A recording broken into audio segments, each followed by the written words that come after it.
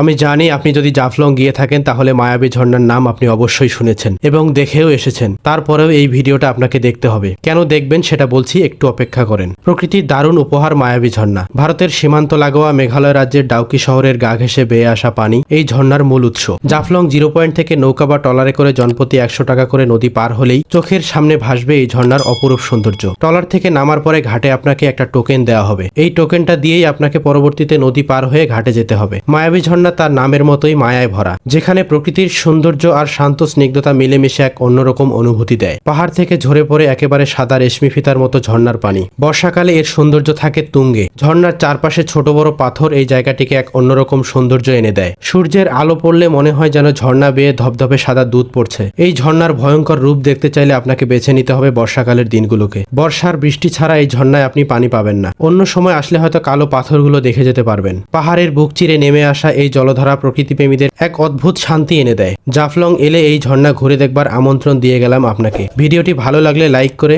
আপনার মূল্যবান মতামত কমেন্ট বক্সে জানিয়ে শেয়ার করে দিতে পারেন আপনার অন্য কোনো বন্ধুকে। নিত্য নতুন জায়গার ইতিহাস ঐতিহ্য সম্পর্কে জানতে আমাকে ফলো কিংবা সাবস্ক্রাইব করে পাশে রাখতে পারেন। ভালো থাকবেন, সুস্থ থাকবেন। খোদা হাফেজ। আসসালামু আলাইকুম।